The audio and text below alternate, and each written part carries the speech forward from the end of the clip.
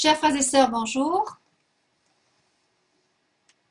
Il y a quelques années, j'étais pendant 3 ans, à plusieurs reprises, donc en évangélisation au Canada, où le père Melvin Doucette m'avait demandé de venir évangéliser chez lui, sur l'île du Prince-Édouard.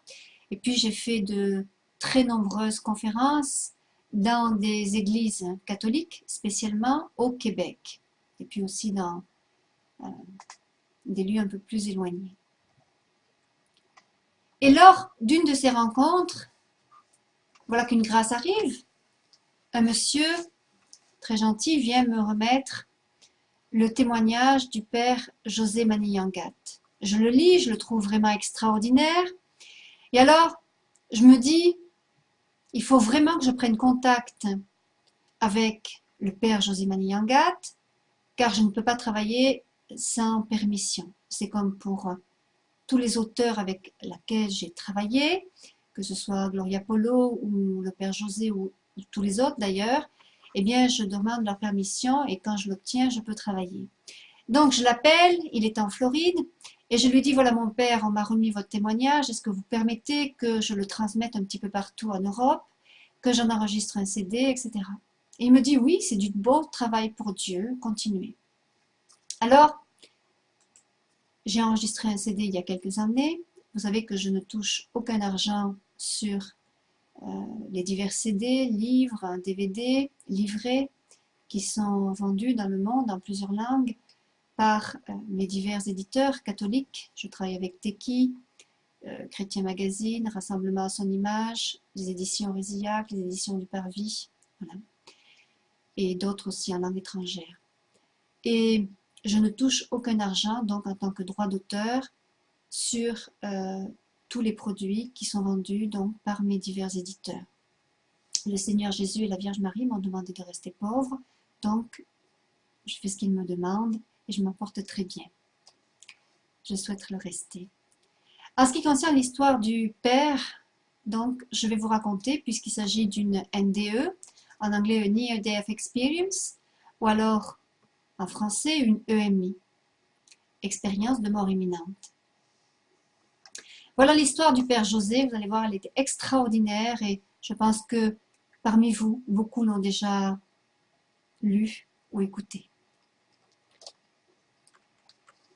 À l'âge de 14 ans, le Père est rentré au petit séminaire Sainte-Marie à Tiruvala pour y commencer ses études pour la prêtrise.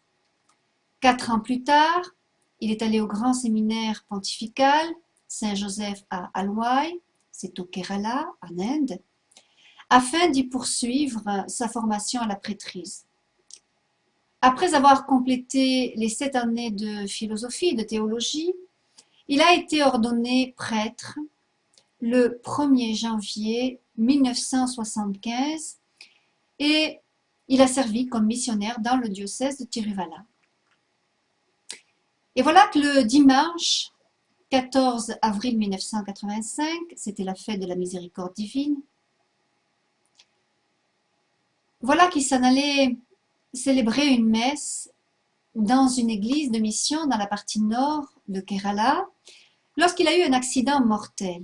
Il était en train de rouler en motocyclette, et voilà qu'il a heurté de plein fouet une Jeep qui était conduite par un homme en état d'ivresse qui revenait d'un festival hindou. Alors on l'a transporté d'urgence, bien sûr, à un hôpital qui était situé à environ 55 km. Et durant le trajet, eh bien, son âme est sortie de son corps, et voilà qu'il a fait l'expérience de la mort.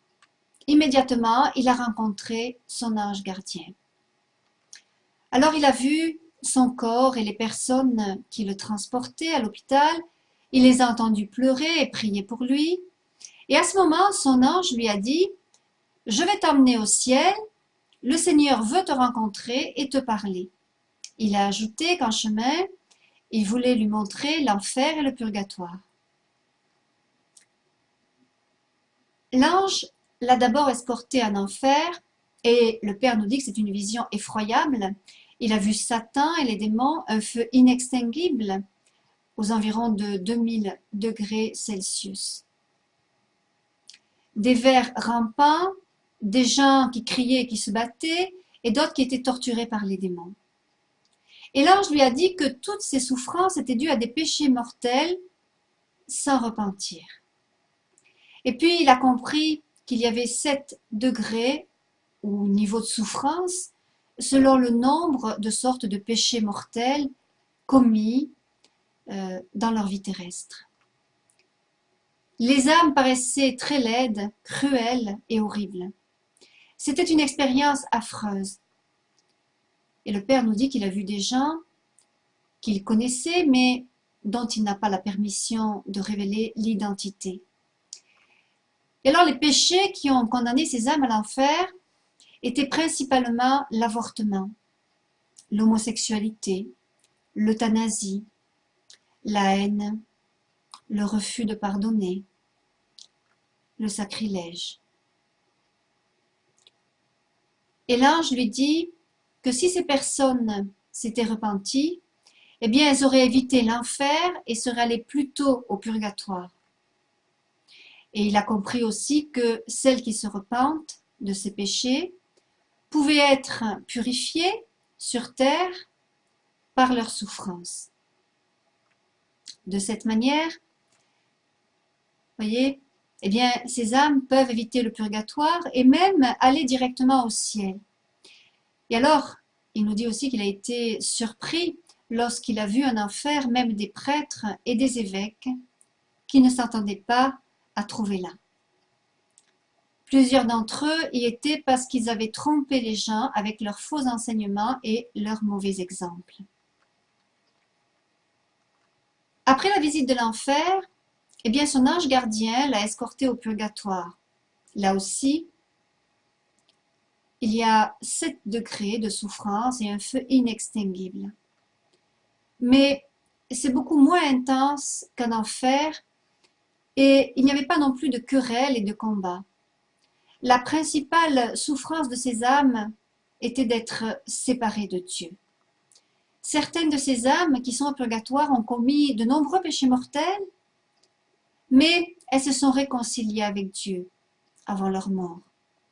Et bien que ces âmes souffrent, eh bien elles jouissent de la paix et elles savent qu'un jour elles verront Dieu face à face. Alors le Père a eu la chance de communiquer avec les âmes du purgatoire. Elles lui ont demandé de prier pour elles et de dire aussi aux gens de prier pour elles afin qu'elles puissent aller au ciel rapidement. Quand nous prions pour ces âmes, nous recevons leur reconnaissance à travers leurs prières et au ciel, leurs prières deviendront plus méritoires. Et le Père nous dit qu'il lui est difficile de décrire la beauté de son ange gardien. Il était radieux et brillant. Il est son compagnon, constant, et il l'aide dans tous ses ministères, particulièrement son ministère de guérison. Il fait l'expérience de sa présence partout où il va et lui est vraiment reconnaissant pour sa protection dans sa vie quotidienne. Et puis, par la suite, son ange l'a escorté au ciel, en passant à travers un grand et éblouissant tunnel blanc. Il nous dit qu'il n'a jamais ressenti autant de paix et de joie dans sa vie. Puis aussitôt, le ciel s'est ouvert et il a entendu la plus belle musique qui soit. Les anges chantaient, louaient Dieu. Il a vu les saints, spécialement la Sainte Mère et Saint Joseph, et plusieurs évêques et prêtres consacrés, saints, qui brillaient comme des étoiles. Et lorsqu'il est paru devant le Seigneur Jésus, il lui a dit « Je veux que tu retournes dans le monde, dans ta seconde vie, tu seras un instrument de paix et de guérison pour mon peuple. Tu marcheras sur une terre étrangère et tu parleras une langue étrangère. Tout est possible pour toi avec ma grâce. » Après ces paroles, la Sainte Mère lui a dit « Fais tout ce qu'il te dit, je t'aiderai dans tes ministères. »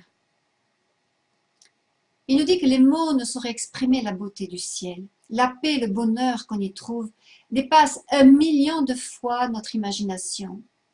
Notre Seigneur est beaucoup plus beau que toutes les images connues. Son visage est radieux et lumineux, et beaucoup plus beau qu'un millier de levées de soleil. Les images que nous voyons dans le monde ne sont qu'une ombre de sa magnificence. La Sainte Mère était près de Jésus. Elle était si belle et si radieuse qu'aucune des images que nous voyons dans ce monde ne peut se comparer à sa beauté. Le ciel est notre vraie maison. Nous sommes tous créés pour aller au ciel et jouir de Dieu éternellement. Et puis le Père nous dit qu'il est revenu dans le monde avec son ange. Pendant que son corps était à l'hôpital, le médecin a complété tous les examens et on l'a déclaré mort. La cause de la mort était l'hémorragie. Alors sa famille a été avertie et comme elle était loin, le personnel de l'hôpital a décidé d'envoyer son cadavre à la morgue. Étant donné que l'hôpital n'avait pas l'air climatisé, il craignait la décomposition rapide de son corps. Et pendant qu'il l'amenait à la morgue, frères et sœurs, eh bien son âme est revenue dans son corps. Et alors il a ressenti une douleur atroce à cause des nombreuses blessures et des os brisés. Il a commencé à crier et les personnes ont eu peur et se sont enfuies en hurlant. L'une d'elles s'est adressée au médecin et lui a dit « Le cadavre pousse des cris ». Imaginez un petit peu. Et le médecin est venu examiner son corps et il a déclaré qu'il était vivant. Et puis il a dit « Le Père est vivant, c'est un miracle, ramenez-le à l'hôpital ». Et de retour à l'hôpital, ils lui ont fait des transfusions de sang et il a été amené en chirurgie pour réparer les os brisés. Ils ont travaillé sur sa mâchoire inférieure, l'os pelvien, les poignets et sa jambe droite. Et alors, après 2 mois, il est sorti de l'hôpital, mais un médecin orthopédiste lui a dit qu'il ne marcherait plus jamais. Alors, le prêtre lui a répondu, « Le Seigneur qui m'a redonné ma vie et qui m'a ramené dans le monde me guérira. » Et alors, de retour à la maison, nous avons tous prié pour un miracle. Même après 1 mois et les plâtres enlevés, il n'était toujours pas capable de bouger. Mais un jour, pendant qu'il priait, il a senti une douleur extraordinaire dans la région pelvienne et peu de temps après, la douleur a disparu complètement. Et alors, bien voilà qu'il entend une voix qui disait « Tu es guéri, lève-toi et marche ». Alors il a ressenti la paix et la puissance de la guérison dans son corps. Il s'est levé immédiatement et il a marché. Et il a loué et remercié Dieu pour ce miracle. Il a rejoint son médecin pour lui donner les nouvelles de sa guérison et il en a été stupéfait. Il lui a dit « Votre Dieu est le vrai Dieu, je dois suivre votre Dieu ». Le médecin, c'était un Indien des Indes, et lui a demandé de lui enseigner la foi de notre Église. Après quoi, il l'a baptisé et il est devenu catholique. Alléluia. Eh bien, frères et sœurs, suite au message de son ange gardien, le père José Maniangat est arrivé aux États-Unis le 10 novembre 1986 comme prêtre missionnaire. Et depuis 1999, depuis le mois de juin 1999, eh bien, il est pasteur de l'église Sainte-Marie, Mère de Miséricorde. C'est à McLeany, en Floride. C'est là où je l'ai contacté.